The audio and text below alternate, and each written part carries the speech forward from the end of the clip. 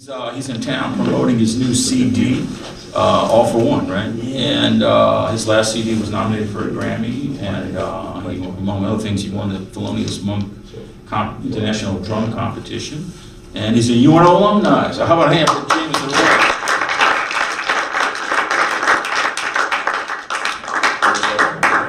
How y'all doing? Y'all doing all right? Yeah. What years do we have here? What grad school, undergrad? First year, second year, third year, fourth year, grad school. Killing. That's what's up. Well, today is what you call a clinic. I'm sure you guys, know what that is. But essentially, I feel like I'm a drummer. I sing, I play, and I've had a chance to work with a lot of great people as a young artist, being in your seats before, literally in your seats, like I've been right here.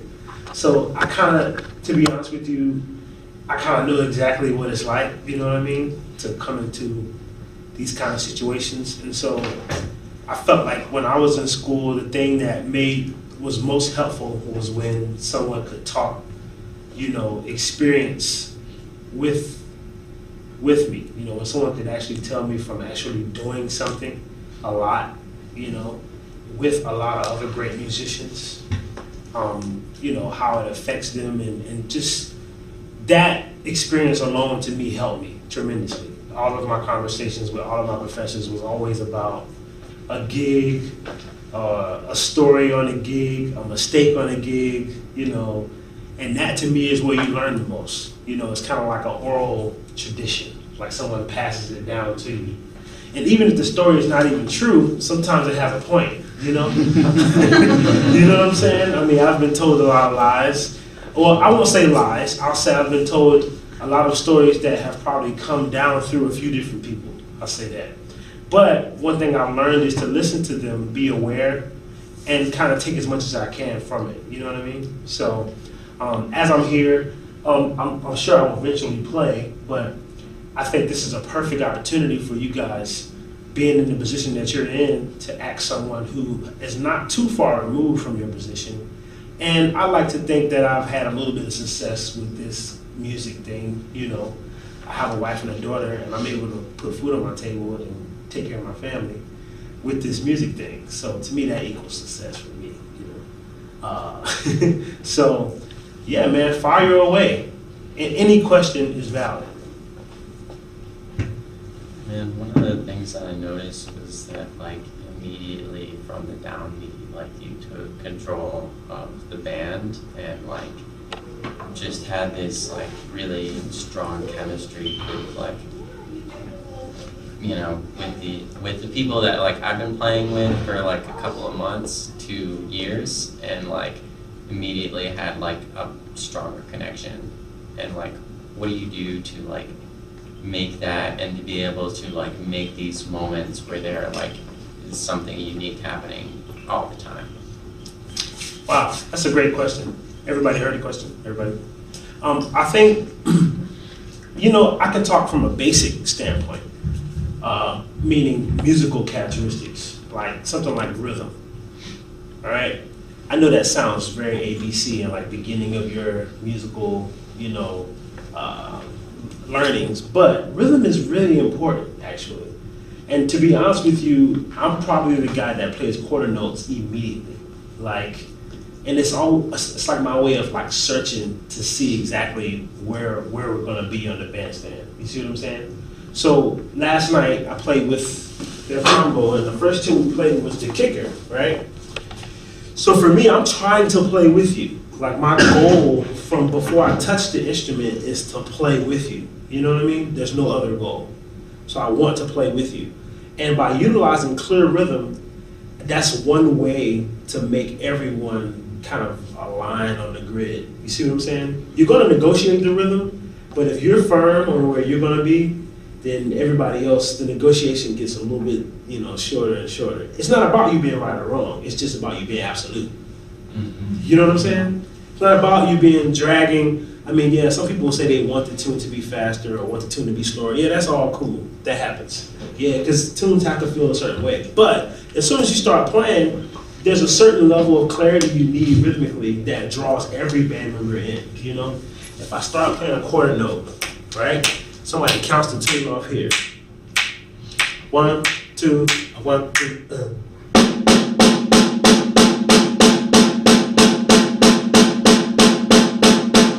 That's kind of like undeniable, right? And you know what I mean? It's the basic form of rhythm, but this is something that horn players, guitar players, piano players, bass players, we jump over it all the time, especially when we're in this kind of setting. We like do not approach rhythm with a certain kind of assertiveness that we need to. It happens all the time. It's like when you hear, it's the one way that everybody can line up together. If I start playing,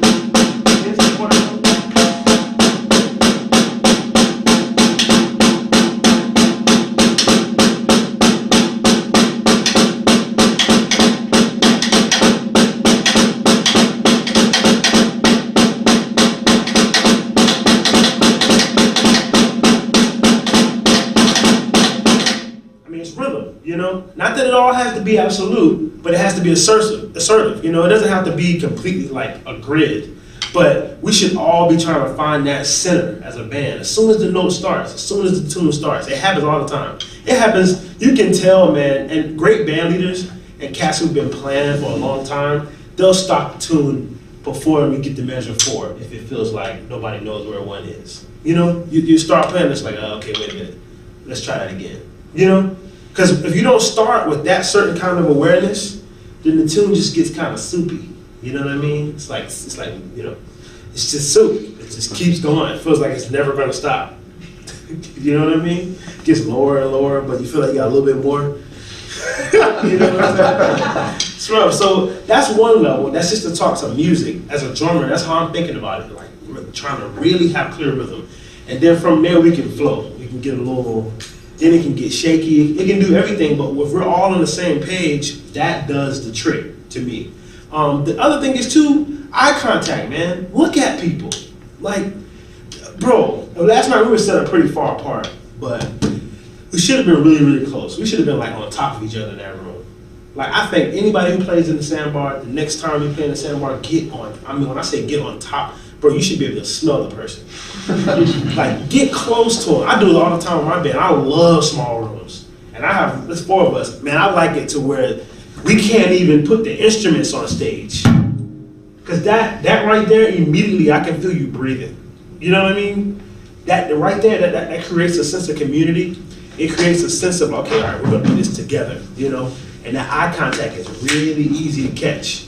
So if the downbeat needs to wait for a couple bars, you can make a split decision and wait. You know, communication on the bandstand. So between the rhythm, the communication, those are the 2 things that I immediately try to deal with. You know what I mean? Like, hopefully those things make you want to play. I know it sounds basic, but from a musical standpoint, that's how I'm thinking. The other level is too, man, I've played a lot of drums with a lot of different people, and experience teaches you a lot of things. That's the third thing. You start to play with a lot of different people, everybody has different approaches, and it doesn't take me long to know who I'm playing with and the kind of concept that we're gonna dive into or how far we're gonna go. So you kind of have to wrap it up. Last night, this is a great example. I don't know if any of you were here last night, bass player. Oh man, everybody's here. The second combo I played with, what's the trombone player? What's the alto player who was here? What's his name, the alto player? Phil. What's his name? Phil, he was in the second one. Yeah. I would love to talk to him. Nobody sounded bad or anything, but guess what? You can assess musically how someone's gonna approach a situation. We started playing Set Us Free. He never played the melody as clear as it could be. The melody was soupy the whole time. Therefore, what I did was the whole tune, I kind of stayed safe and bass, and I kind of made it to where he could play over me, and the time still stay solid. You see what I'm saying? There's certain times where you can't sacrifice certain musical characteristics about what you're playing. You can't sacrifice it, but there's certain times where you can. You can just say, and you can make a moment out of it. and what it does is it pulls on another band member. The bass player starts pedaling or something. The piano player starts. It's everything you do is gonna like pull each member in the band somewhere else. And the reason I make decisions is to support who's ever playing. That's a drummer's thought process, you know. And so when a horn player's playing, Billy Higgins was a great drummer. For all my drummers, anybody check out Billy Higgins? What my drummers? What drummers raise your hand? Billy Higgins had a way of like changing his ride pattern based on what you were playing. So like he would swing and he would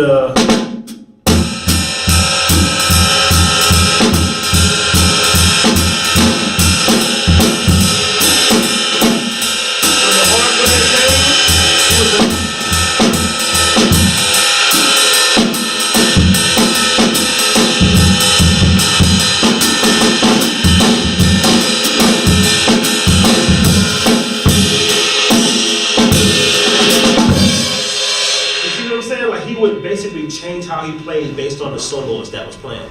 That's support. That's somebody who's listening, who wants to play with you. You know what I mean? He did it all the time. Even sometimes behind Lee Morgan, he would be.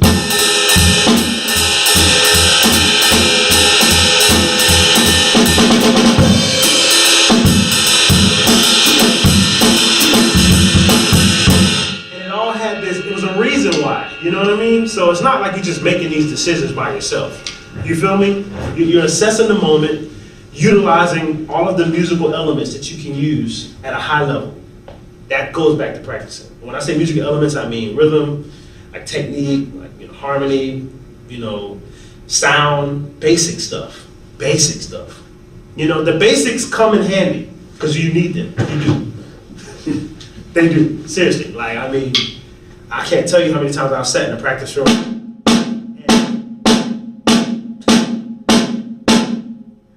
Hot mouth, just, wailing away at a slow tempo, trying to get sound out of the drums. You see what I'm saying? You can be playing clear rhythm, but your sound's not hooked up. Therefore, nobody's listening to you. You could be playing, you can have a great sound, but your rhythm is soupy, it's soft, it's not assertive, and then therefore something's missing. All of it works together. That's actually for horn players too. Man, a horn player can really control the band. You get on the bandstand, you're like, bell, bo bam, bo bam, bo beep, bo bam, bo zee, bo do be dee beep, bo beep, be dee, bo de de de de. Bro, everybody's gonna play with you. Bro, you can have the saddest musicians on the bandstand. I guarantee you they'll play with you. Eddie Lockjaw Davis. Anybody, any sax player know Eddie Lockjaw Davis? Lockjaw had a vibe, bro. Yeah. You know what I'm saying? So, anyway, did I answer your question for you? Yeah, and it takes time too, bro, because I wasn't always like this. I remember, man, I got a couple stories for you, It takes time, vocabulary, understanding of situations, musical situations. If you get the basics down and that's hooked up, and you understand how to approach going into a musical situation, wanting to play with someone, utilizing rhythm, and the sense of community where your eye contact, you literally like focus is to play with someone. And from there, bro, just keep playing. Keep playing with a lot of musicians. Don't be afraid of any situation. A lot of different cats, because everybody's gonna be different, Sometimes you get a cat that don't want you to play time a lot. That happens too. And one of my secrets in those, playing free, I don't play the ride cymbal a lot. I'll just start out on the drums. Like if I ever get in a situation where they want you to kind of like express, like in a ballad, I'll say,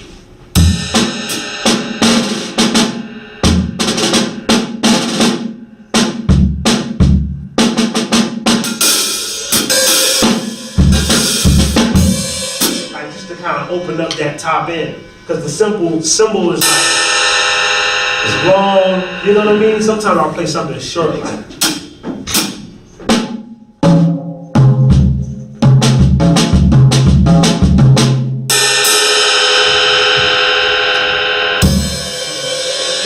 it's basic, I don't want to dumb it down to where it sounds like ABC, but you get how it all works together, Eventually it starts to all tie in, the understanding of the situations, your technical perspective, all of it starts to really soak together, Last night in the kicker, I couldn't really hear Victor playing. I couldn't really hear him on the other side because we were so far apart. A couple moments where we were playing like in the open section, and I made a split-second decision. I wanted to play something way more, but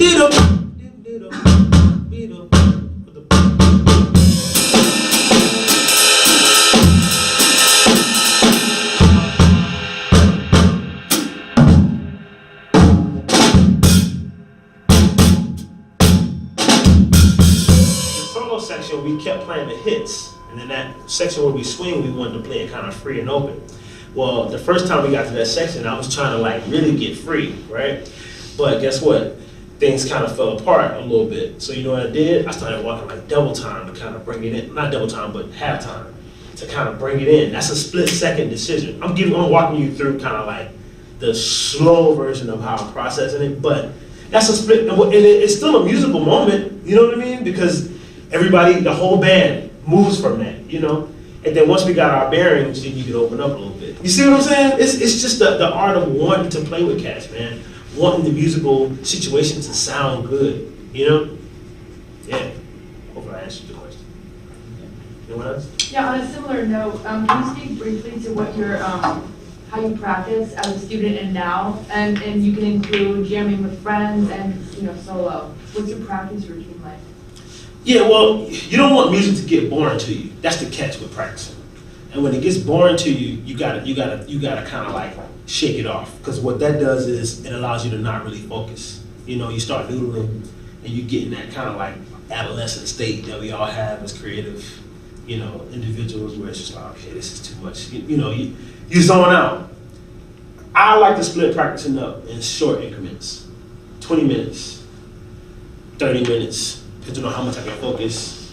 Also, too, you split it up like that throughout the day. When I was in college, I would do it all the time. When I was here, especially when I was an undergrad. When I was an undergrad, I was the king of the short-term practicing. But when I say short-term, I mean clock, short-term focusing. So like, I would practice this balancing exercise to get my time and my balance correct with the cymbal, bass drum, and hi-hat. And I would cut the metronome on 60, 65, 60, sometimes 70 BPM. And I would sit and play this.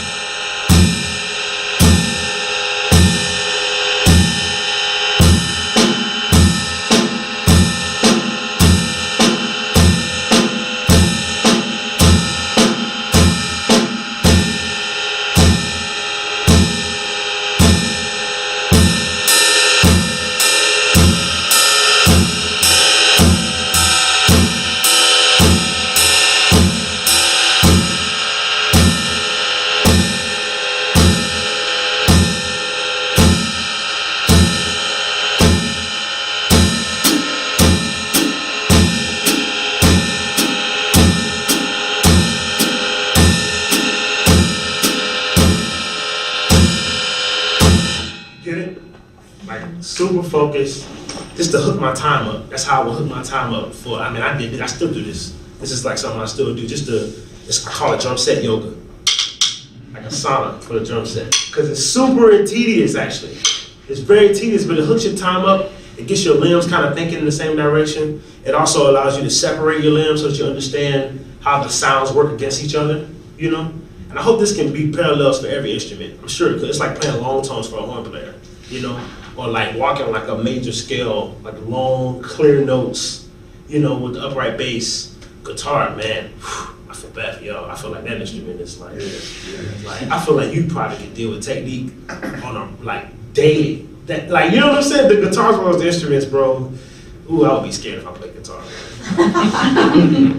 But so in practice for me, break it up. Don't get tedious. Take breaks, shake it off, but time it. Like quantize, like, you know, quantity. Like look and see how much time you're spending. Because you say you spend an hour or 2 hours in the practice room, and if you spend 20 of them noodling, it probably affected one of those 30-minute slots where you were focusing, you know? Like just really treat it like a muscle, like focus, you know? That it works for me, you know, even when I'm transcribing. I haven't well, I shouldn't say that. I listen to a lot of music, but I used to transcribe a whole lot. Books of transcribing. That's a whole nother thing for, I think transcribing is really kind of cool, actually. I think it's a really good secret way to really hook some stuff up. You know what I'm saying? You know, yeah, especially for drummers. Drummers don't transcribe enough, actually. Most horn players, they like transcribing. Drummers never sit down and actually transcribe comping. That is big. I think it's huge. I think it hooks. Talk about playing with people. That'll do it. You know? So hopefully that answer your question? Yeah, and you were talking about setting up close together, and that's the optimum situation. Now, what do you do because I know you played a lot of big concerts on big stages where they have monitors, and for aesthetic reasons, they want everybody spread out and all that kind of stuff. So you have any kind of tricks or hints? Because that's always kind of a tough situation for everybody, you know? To be honest with you, outside, I hate playing outside. It's still to this day, I hate playing outside, man. I was doing Atlanta Jazz Festival, and it's a small stage, but it's huge outside. Like, I mean, it's like, and of course they got risers. They want you to be, you know, the risers don't even allow you to be set up close. The one thing I do is I try to get, and this may sound crazy, but I try to get as less in my monitor as possible. The entire monitor volume to be lower. Because what happens is once you start to boost everything in the monitor, for me, then you can't tell the velocity of what band member is playing what. So once you get an equal volume, I bring the monitor volume down. I just left a tour with a Snark. I was playing with Snarky Puppy for about a month, and I would do it every night. I would put the stuff in my monitor, get it all to about an equal volume, and then I would bring the entire monitor volume down about 2 to 3 decibels. It feels weird at first, but if you trust yourself, you can hear everything just fine. And you can feel the energy a little bit better versus it being piping loud and somebody's playing a ballad and it's like pling, you know, it's like killing your ears. Pling, it's like, dang, no, just bring it all down. Get it to meet the same. That's something I do being outside, is get it all the same volume and bring that monitor volume down because the stage is already loud. And every band member is probably going to put themselves in their monitor, you know, crank it, you know, and it's an easy way to get the job done. And all else fails, no monitor at all.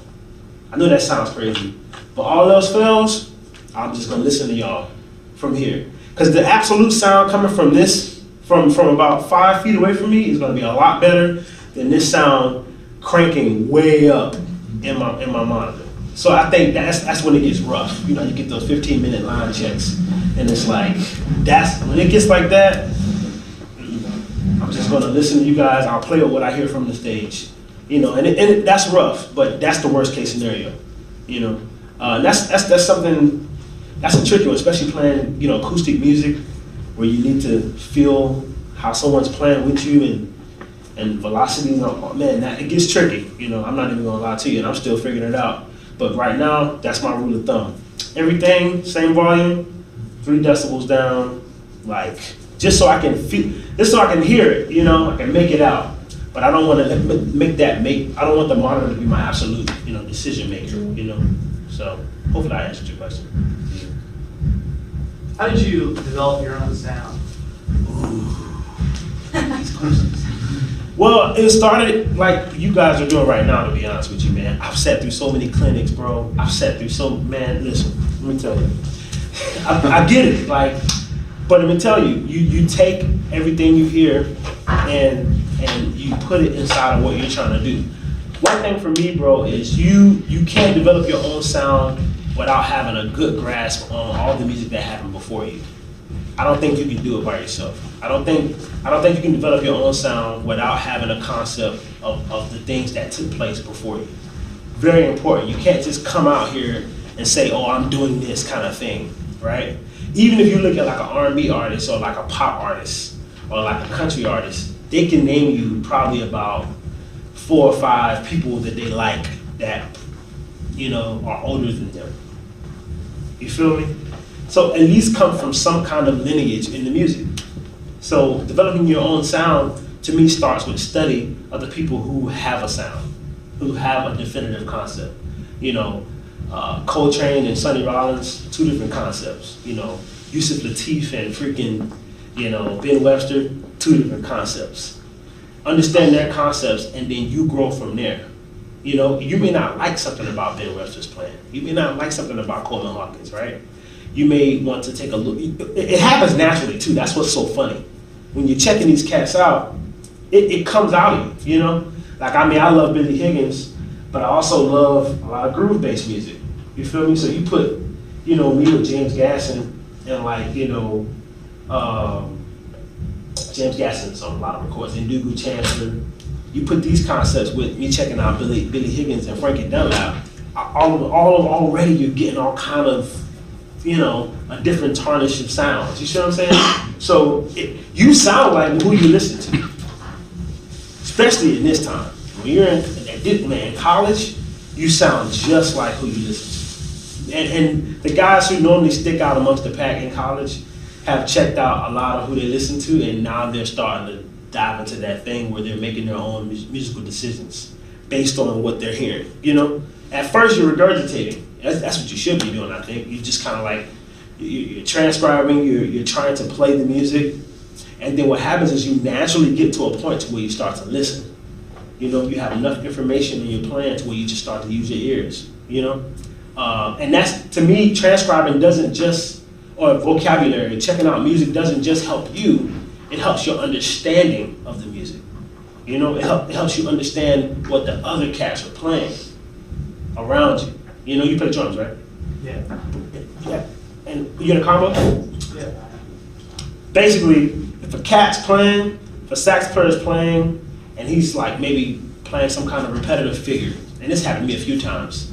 I've had a saxophone player play like a note, or a trumpet player play like some kind of figure that I didn't know, and I would just play all over it. And you don't know it because you haven't checked out some of the music, or maybe you actually haven't even checked out the music that you're playing in the combo. You're just playing it. That happens all the time. I did it for years. You're just playing the tune, and you never listen to the tune, but you're reading it, and so you're just playing along. Bro, that is the worst mistake you can make, and I think that's for all of us, because when you do that, it's almost like going to take a test at school, and you didn't look at none of the notes, or didn't study at all. And you know how stupid you feel when you look at the paper? You know that feeling? Like when you look at the paper and it's like, bro, I don't know none of this stuff, bro. And then you just leave. You know what I'm saying? Like you just, why did I do this? Like, that feeling in music, you may not feel it because music is so forgiving, right?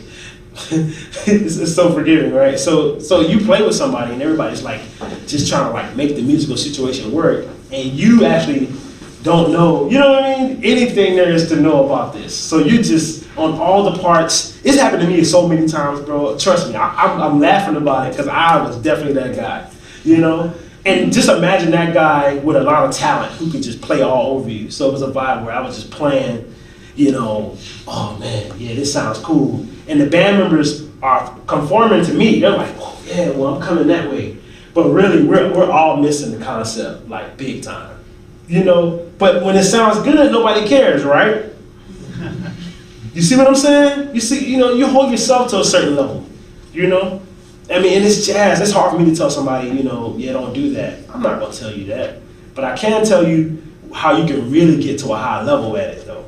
It's like, that's how I look at it. So I would say vocabulary, man. And this time, experience is great. Gigs, great. Amazing. Playing with people, yes, do it. Yes, all of it. Glean from it. But I would be really diving in specifically to vocab, understanding how to play the instrument and how to use the instrument. You know what I mean? Whether you play jazz, so who are you checking out now on drums? Greg Hutchinson. Oh man, you know who Greg Hutchinson checked out? Philly Joe for sure. Mm-hmm. You know who he studied with? Who? Hutch. You know who study with? No, I don't. Okay. I know his dad played too. You got this, it's a book called Rudy Little Swing Snare Jump Solos, this book? Oh, it's the Wilcoxon? Wilcoxon book. You diving into that? Yeah. Kenny Washington, too. Oh, that's right, yeah, you're right. Kenny Washington is like, I call him like a godfather of like hard bop drums, like, right? Because he teaches a concept of playing, and a lot of cats were studying with him. Bill Stewart, I mean, I took a couple lessons with him. It was pretty rough, to be honest with you, I mean, it was rough the first couple lessons. It got better once I knew my stuff. But Hutch is great. Who before Hutch? Joe Chambers. Yeah, that's a great name. Joe Chambers is, ooh. Yeah. Yeah, so man, yeah, who else? Elvin, you know, Tony, those dudes. Brian Blade. Mm-hmm. Yeah, who else before Brian? Before Brian Blade, Philly Joe. Uh-huh. Like even like some like on the bass recordings like Papa Joe Jones. Yeah, bro. Yeah, all is valid. All of it valid. Yeah, all of it. No, the reason I say that is because I should hear some of those influences in your playing when I hear you play. That is the beginning of developing your sound. You see what I'm saying? The fact that you named Joe Chambers, that's like that's a heavy name to me. When drummers call that name, I immediately like, yeah, how you doing? Like, you know, I want to have a conversation. Because nobody calls that name. You'd be surprised. Nobody calls that name. You know? He is. A very, very lyrical drummer, too. We could talk some Joe Chambers for a while. Because I actually got piped on Joe Chambers one time when I was an undergrad. I say piped, I mean like, I was supposed to transcribe some Joe Chambers on this Wayne Shorter record. Adam's Apple. I think it was Adam's Apple. Wait a minute. No. I have it written down. We're drummers. We'll talk about it. I don't want to exclude your class. We'll talk about it. But I remember showing it to a lesson and I didn't transcribe it. And I think I maybe I transcribed maybe like the first chorus or something like that. And I tried to play around the second and third chorus, trying to bullshit my way, you know, through something. You know. Bro, listen. This is college. Like, and it happens sometimes, and teachers know it when you're bullshitting. They know it's pretty obvious. I mean, they can't treat you like a kid, so sometimes they just, you know, it's, you know what I'm saying? They just kind of like, you know, it's up to you. You know what I mean? Essentially, you know what I mean? I don't mean that in a negative way. You get what I'm saying, you know.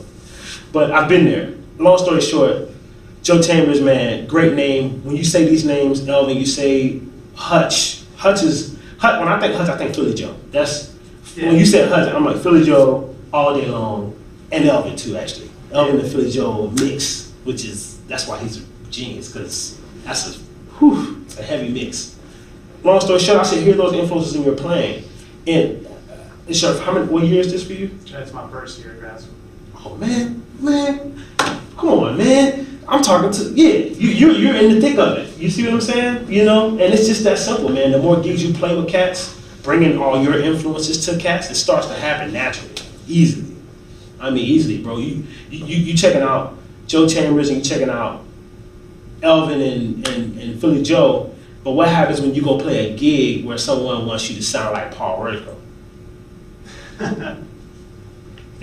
Those moments, I want this kind of concept. Those are the moments that really show you your sound, that they get you moving in the right direction. Because it happens, bro. You see it. It's happened to me all the time. I did a gig with Billy Childs in Japan, the Cotton Club. I never forget this. And Billy Childs' music is freaking, bro. I had 2 stands, and I'm reading the whole gig. It was definitely like a pipe gig. I'm reading the whole gig. Not like I wasn't sad or nothing, but let's just say it was out of my element, you know.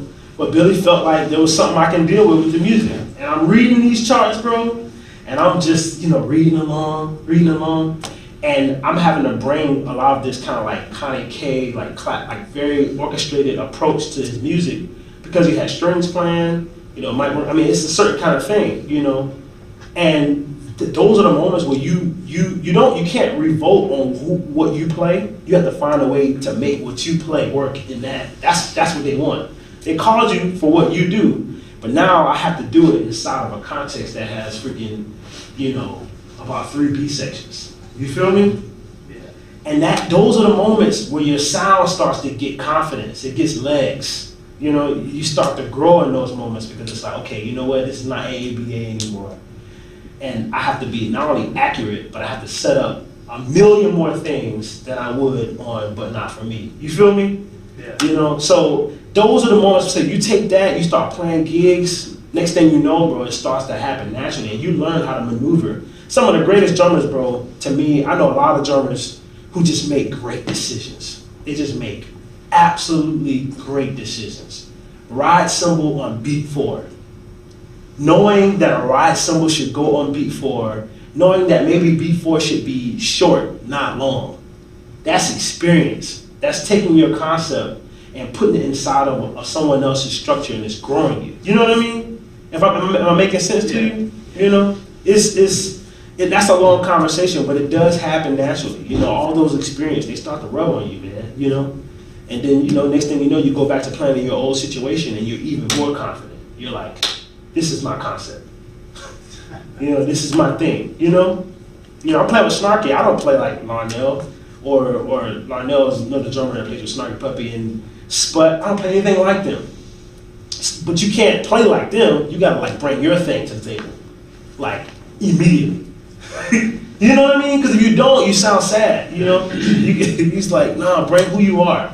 You know, and you only do that by, you know, like I said, that's years of developing. You know, from DC to undergrad. Where'd you go to undergrad at? UNC Pembroke. Yeah. Who'd you stay with? Pat Petrillo. Oh yeah, man. Hey, you know what I'm talking about, man. You know all the stuff I'm talking about. You know? Yeah. Who's that drummer you mentioned, Paul? Paul Word. I think it's WERT. ICO. Flat rods, bro. Flat rods. Yeah.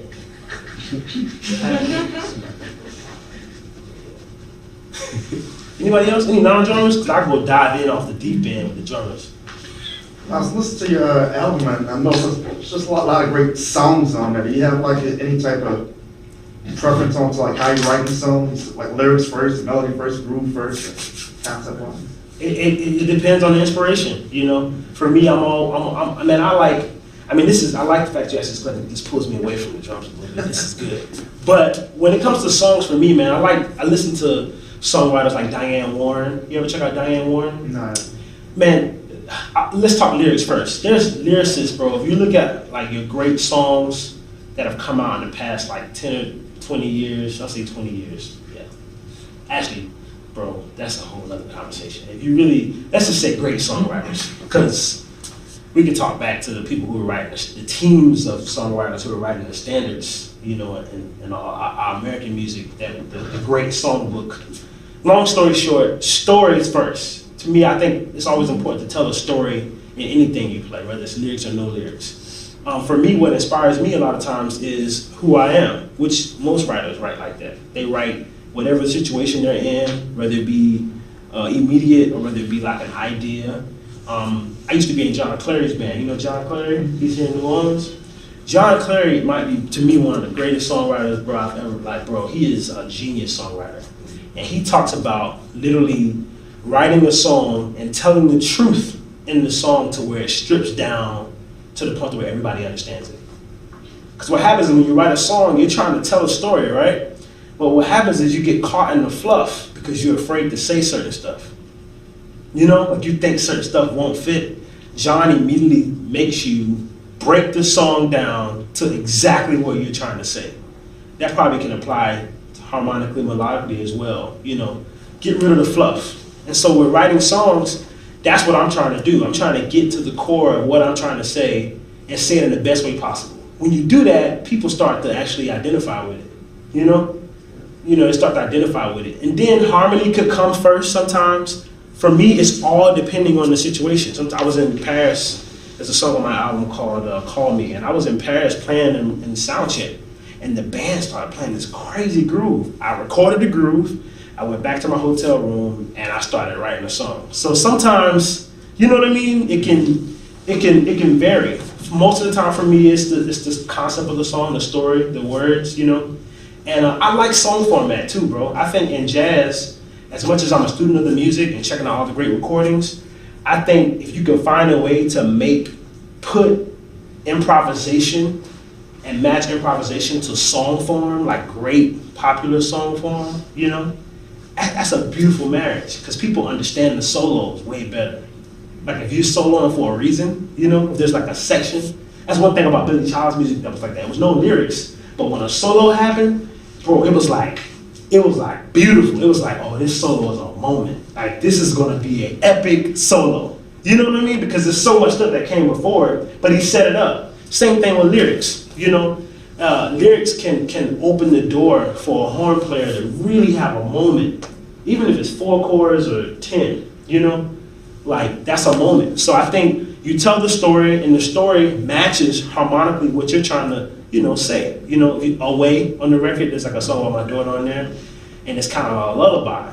And so when I started playing it at the piano, I literally started playing like 3 notes, like simple, like no chords at all. And then the melody started to come. You see what I'm saying? It's all about just kind of like that vehicle of expression. And they match each other naturally. You don't have to force it. Like if you it's, and to talk about lyrics specifically, Diane Warren is a great songwriter, bro. I really recommend you check out. She wrote a lot of songs. Just Google her. David Webster, David Foster, another songwriter. There's so many songwriters, bro.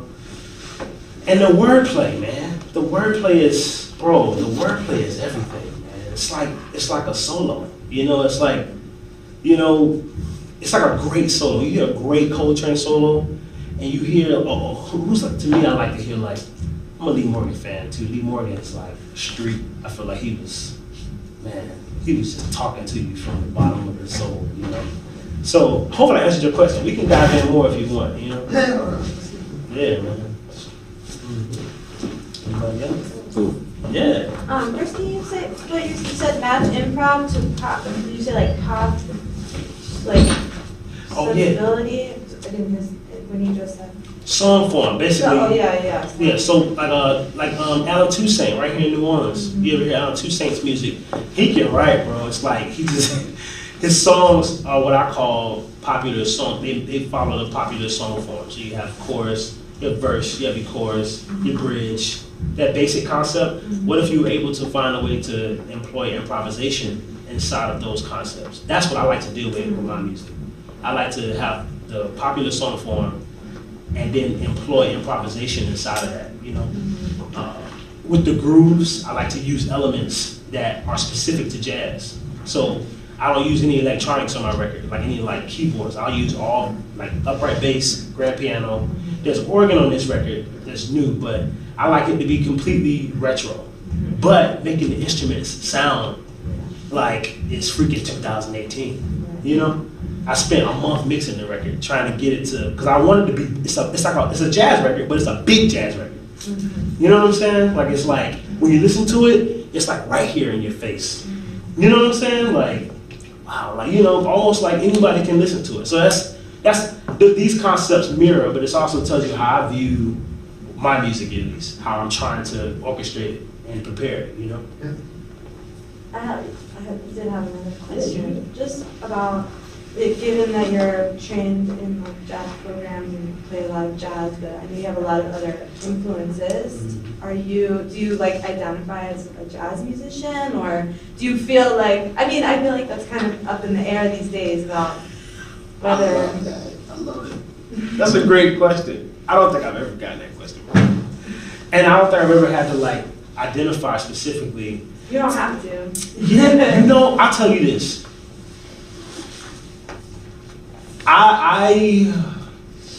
There's genres out here, and I hate to say it, but there's definitely genres. And dealing with labels and people who are, I hate to say this, are somewhat at the top of the music industry, everything has a genre. That's just keeping it range. There's codified genre. My record lies in jazz. If I had to create a genre, I would, it would be soul, jazz, something. Most people would do that to their music. You ever talk to somebody and say, what kind of music you play? Pop, soul, rock, indie, soul, pop, indie. The truth is, the music industry, it's not set up like that. It's set up with genres. I hate to say that, but it's the truth. It doesn't work for artists because we're creating. But if it's R&B, it's R&B. That's how it's viewed. It's viewed like that. Now, what I identify with, I truly believe in this music that we call jazz. There's all kind of discrepancies about the word jazz that we can get into, but I don't think that's actually important. Jazz is an art form. It's America's art form. America's classical. This is our music, right? As Americans. That being said, I believe in the music, and I think that it can inform every style of music, and it's the beginning of every style of music that took place in America. So if you deal with jazz, you will eventually find yourself in the pipeline of all of the music that took place in this country. And so I don't like to separate it. I actually don't even view it any differently. When I'm playing the drums, in any setting, I don't view it any different at all. I can be playing a funk gig on a Frenchman Street with a random group of musicians, and I will still be talking about Coleman Hawkins and Lockjaw, and I will still be talking about, you know, Ndugu or Shutty Main. Like, it's the same to me. It's the same. Because a lot of these cats, if we really put a videotape back in these days on what these cats were really doing, then we probably all be like, dang, man, like there's a recording of Shadow Wilson actually playing. Shadow Wilson played with Monk, but he also was a big band drummer. And see, Shadow Wilson, he was a little older. I think he came around, he's like with Roy Haynes and Max. So he's a little bit older than like your Frankie Dunlap and Ben Riley's. But he was like a big band drummer first, and then he played with Monk. If you hear him play with Monk versus his big band playing, you're like, whoa. Like it's like, you know, it's like night and day. And then there's a recording of him playing as well on a Eddie Harris, not Eddie Harris, I think it's Eddie Harris or Les McCann. Maybe it's a break with both of them on it. But he's playing drums and he's doing like groove bass kind of thing, you know? It's a pipeline. And I think if you talk to any of these guys, they viewed it that way. So I don't separate it all. I do believe in jazz and the art form of the music, and I think it's important to know the history of it because it helps you. It helps me, you know? It helps me tremendously, man. Like, I can talk about freaking, you know, Ray Charles in the same sentences, you know, freaking Mose Allison, you know, like, it's the same to me. I don't separate it, and I don't think anyone should. I think you should know about it, though. The catch is when you don't know. When you don't know, then you're misinformed. That's when you get in trouble. That's when it's like, oh, you know, that's where it always, I promise you, I just talked to my brother on the phone maybe like an hour before I came here, and he was talking about something crazy about the LA civil rights movement, and he sounded crazy as hell, to be honest. And I was like, bro, you don't know what you're talking about. The trick is when you actually don't know certain information about how it all connects, that's the trick, but that's why you're in this situation. You research it now. This is when you do it. This is when you do it. You don't have, you know, what happened in this time? Like in the 60s, what was going on besides jazz? Google. You know what I'm saying? Like this is the time when you figure it out, and that's why I feel the way I feel about the music, because these cats were all playing. They were playing it all. They were working. I mean, shoot, some Bach was giving lessons. You know, he was giving lessons, making ends meet. Which person? Bach. Oh. I just went all the way. Oh, yeah. But basically what I'm saying is this is an artistic path. Like, you know, it wasn't too much different for these guys. I mean, granted, jazz was a popular music at one point, which that changes things big time, you know. But the truth is, you know, it's music at the end of the day, you know. And I'm sure everybody in here is playing, whether you play a jazz gig, I'm telling you, man, even the cats in New Orleans, this place is special because you can be on one gig I was on a gig one night with Jermaine Basil. Anybody know Jermaine Basil? David Toganowski, George French, Roderick Paulin, Walter Wolfman Washington. Let me tell you something. It was the most killing gig I think I played to this today, above my gigs, because we played everything from swing. I got piped hard on this gig too. Wendell was playing too. They called off Rampart Street. Bro, they called tunes that I had never played, funk, blues, swing, everything. And it was the most killing gig I think I've ever played. And that is how I view the music. That's why it resonates with me when I play. I love George French, one of my favorite gigs. I played with him on Thursday nights, we used to be at Monte Leon. That's like one of my favorite gigs to play. Cause he plays everything. You gonna funk, you gonna give me the funk on the 2 and 4 cousin, or you gonna give me the swing, 1, 2, you know, you gonna give it all. You know what I'm saying? And when you understand that path line of the music, that's when your jazz, everything you're doing starts to get affected. Then you really become that musician that we're all checking out on records. Because to me, that's what they're doing. You hear it. You don't get informed. They're not all just swing. You hear Andrew Surreal or Alvin Fielder here in Mississippi. I know I'm jumping around these names, but hopefully y'all remember them and write them down. They will all connect one day, trust me, you know. But when you hear these guys talk about the music, they talk about it like that. They don't even talk about it as being separate. It's not even, it's just, you know what I'm saying? They're playing. You know, I never view it separately. Like, I will easily drop into a funk groove. If I feel funk, it's funky. You feel me? If it's swing, it's swing. If it's, you know, and that's a debate. And trust me, I've interacted with all of the jazz guys that we all, you know, I mean, bro, I was 12 years old. I went and, you name them. I mean, I've had countless, conversations with all of these guys who some people stand on a different side of the the pole in regards to music, you know, tradition versus, you know, progression. Bro, play it. What do you hear? Play it. You feel me? Am I answering your question? I want to make sure. Yeah, I know I'm jumping around, but I'm giving off the passion for it. You feel me? So, you know, yeah, man. Come on, more questions. What's something that you did or some advice that you give to us about after school and getting our music out there and trying to you know, survive off of that and like have it be rewarding yet at the same time? Feed family, feed kid, you know, all the same time. You know, man, everybody heard that question? That might be one of the realest questions, man. To be honest with you, I'm still answering that question. Just to keep it really honest with you, man. And I'm out here, man, but I'm only 30, and I'm just getting started. I think just one root of advice is you have to really make sure you know why you want to do this. And I don't think it should be, this is harsh, but I don't think it should be tied to, you know, monetary gains. I hate to say that to you, you know, it's such a, if you want to, you know, I'm not saying you can't get the big house and the big cars, right? But what I'm saying is you can't tie this career to what you're going to get from it monetarily. I don't think it works that way. I think it'll dilute your passion and your search. What I will tell you is that it is the best decision I've made, you feel me, to go after this musical search, this artistic kind of journey. You know, it's beautiful, man. There's nothing more rewarding than playing music at a high level and people being able to feel it, you know. That's a great feeling. And that feeling sometimes keeps me more alive than a big paycheck. Make sense? Yeah. That feeling alone sometimes breathes the more energy in me, you know, than $1,000 for a 1 hour gig. Yeah.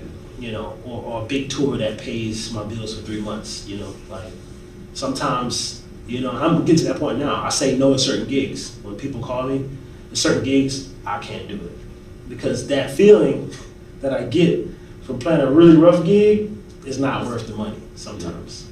You see what I'm saying? So I say all that to say, you know, the advice I give you is to, you know, make sure you're very clear on why you're doing it. And I do not think it should be to gain some type of, you know, it should be connected to your existence. That's what I think. Even going to school for it, it'll help you to study and get through it. It'll help you to prepare and practice and put in all the hours you got to put in if you know why you're doing it. I see I have friends of mine, man. I came from a very great program at Florida State to here, which a lot of my friends came here. A lot of them came right here to UNO. And it was an intense program there, man, because it was a high level. You had cats around you really pushing you, not talking to you, but they were just practicing all the time, like serious, you know, like they wanted to play. So, you know, you go to your practice room and somebody's in there ting, ting, ting, ting, ting, or somebody's in there transcribing at freaking, you know, 8 a.m. It's like, you know, it's like a reminder, you know, so you get pushed through those moments, but that's when you realize that, okay, I know why I want to do this. You fall in love with that feeling of making music, that art form, you know, and then the further along you get, you make decisions based on what you want out of life.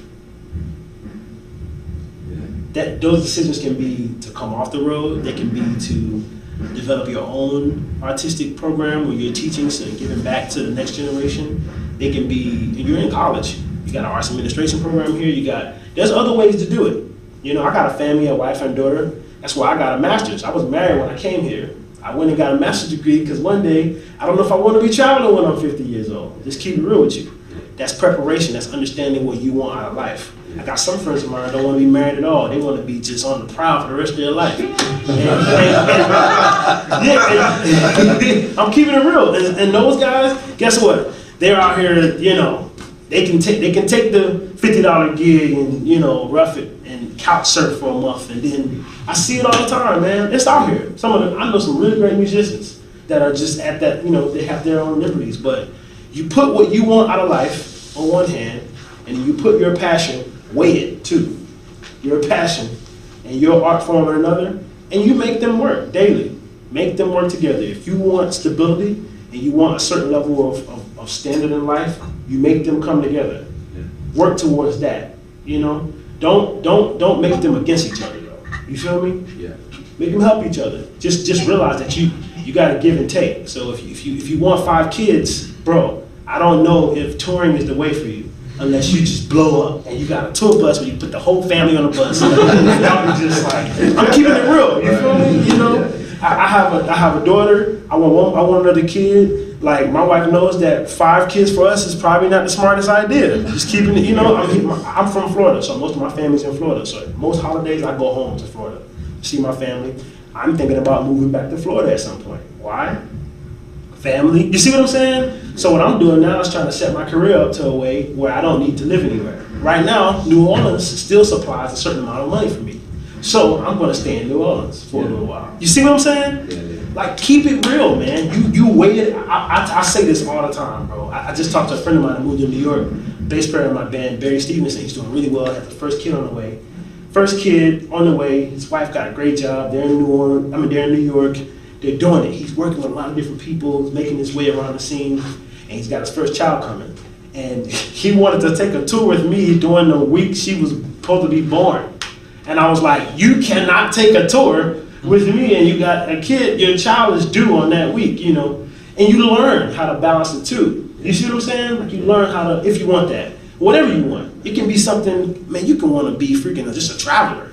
You just want to be like, you know, you just want to travel. I should actually, you know, man, yeah. Just, you know what I mean? Like, you feel me? You know, my wife knows how I am. Like, you know, you grow too. You're gonna grow. I hate to talk so personal about things, but it's real though. Yeah. The question you ask, it kind of invites that kind of, you know, conversation. But you're in college, man. You know, shoot, get the extra degree. Maybe you stay another year and grab something, you know, in the back end because you want to do this. You know, Ricardo Pascal, great saxophone player. You guys know Ricardo. He's here. Man, he stayed an extra year in school and got a computer science degree. And this man can build computers. He can build laptops. He's a freaking genius. He really is. Ricardo's gonna be fine. He's one of the most intelligent people I know. We came into school together. We auditioned together. He had his Hawaiian shirt on and the afro. He had the hook body. And I've spent countless hours with Ricardo in the practice room shedding, and he stayed an extra year and got a computer science degree. I'm telling you, man, you make the decisions now for what you want to do. Ask yourself, what do you want out of life? That's why I came to grad school. I wouldn't have came. I took a whole year off. And I was already touring when I got here. So I actually didn't have to come to grad school, you know? Yeah. But I wanted to because I wanted to secure my family in a certain way in the future. You see what I'm saying? You know, and I don't know what the master's is going to serve for in the future. I just know I needed it. You know, I just know I needed it. I don't even know how it's going to work. You know what I'm saying? I could teach. I don't know if I could teach in it. I don't know, but I know I needed that master's. Yeah. You feel me? So, and I'm glad I spent it when I did, because if I waited one more year later, I would have definitely not got it. Yeah. Sorry I spent time on that, but you know. Tell us a little bit about your upcoming gig, man, and your new CD. Man, Saturday, man, I'm gonna play at Snug Harbor. You know, bro, to be honest with you, I didn't know I was gonna sing and play drums until I got the opportunity to record a record.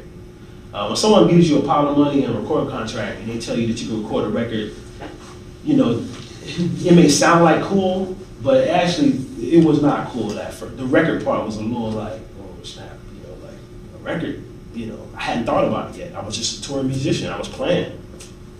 Long story short, it took me 3 years to put that record out. I mean, it took a while. I should have recorded it really within 6 or 7 months. I would even say a year after I got the record contract, but I didn't even record until 3 years later.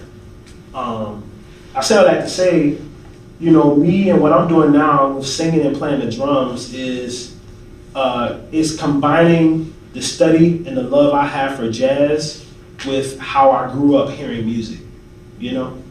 Me singing, I have no formal training in singing at all, but I grew up in a very musical family, you know, where music was always around.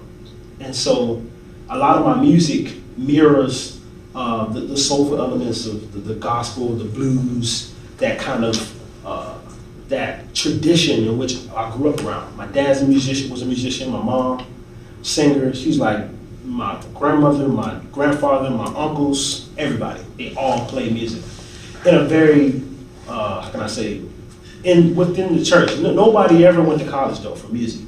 They just did it, they loved it on the side, still to this day.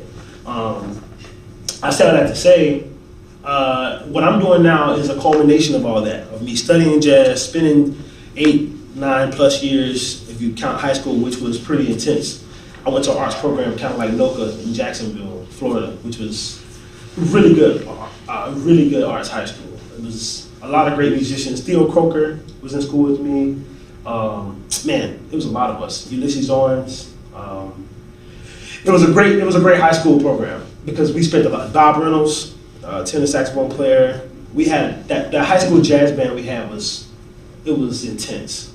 It was very intense. I remember even practice rooms there, you know, imagine high school kids, bro, just like, I mean, you're talking about teen in high school, you know, you're talking about, it was an intense environment, and it's healthy, very healthy though, very, very, very, it pushed you, all this stuff, you know, gets around you. Long story short, I'm now in the place where I'm combining these two things. So I'm combining all of these concepts musically with all of the study that I've done, as well as awakening back everything that I've kind of grew up doing, you know?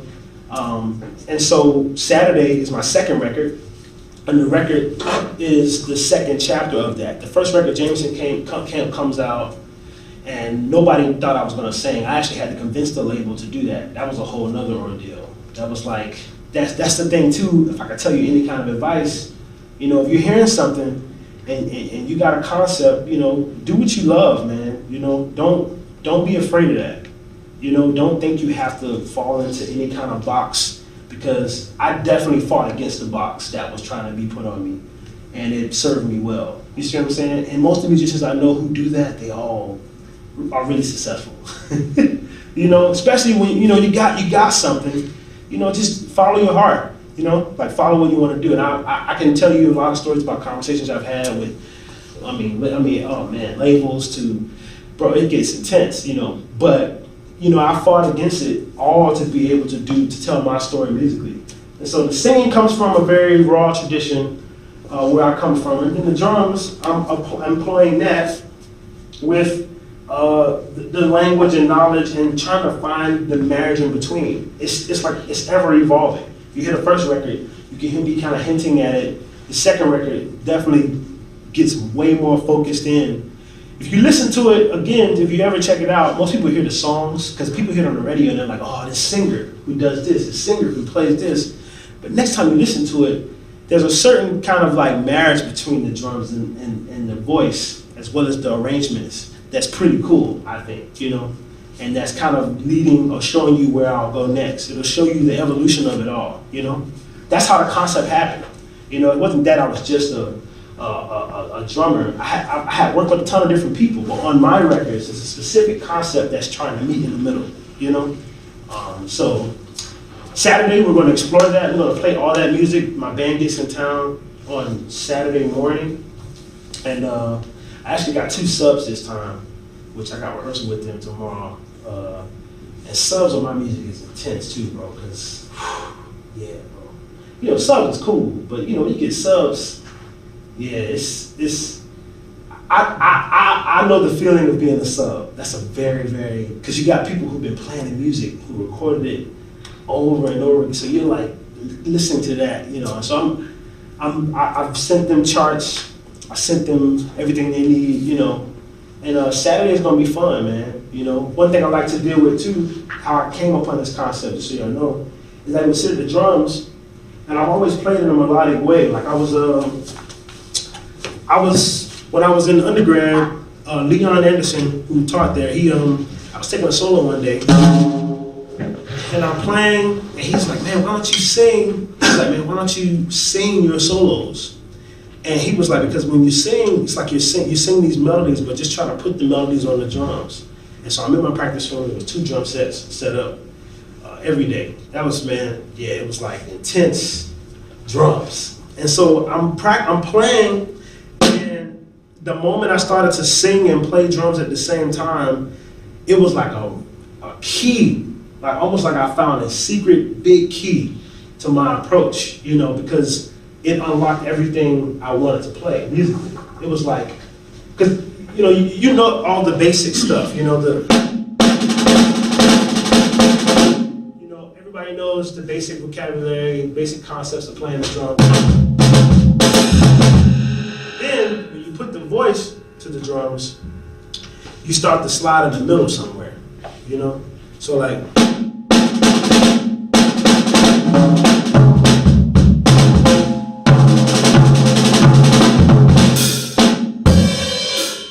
started doing was, I would say, over a blues, I would say,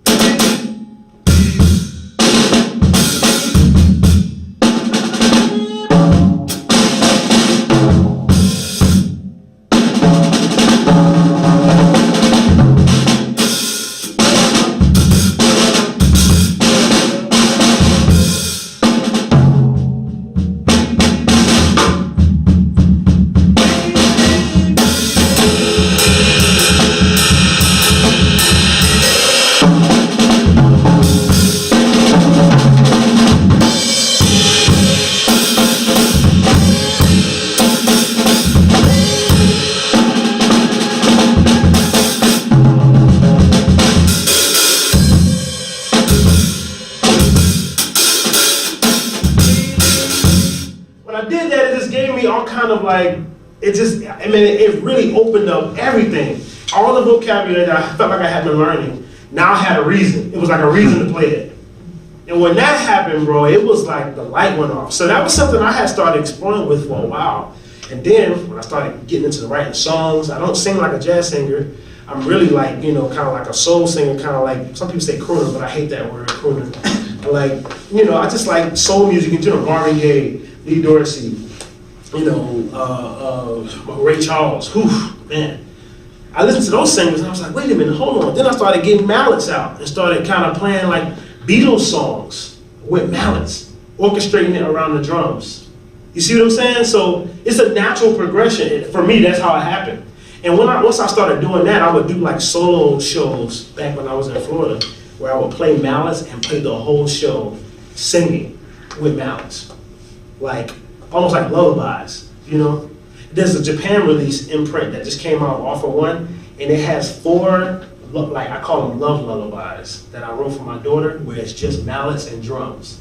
But it's like super produced, so the drums sound like they're in like a freaking stadium. And my voice is, and it's on a Japan imprint, it's like 4 bonus tracks.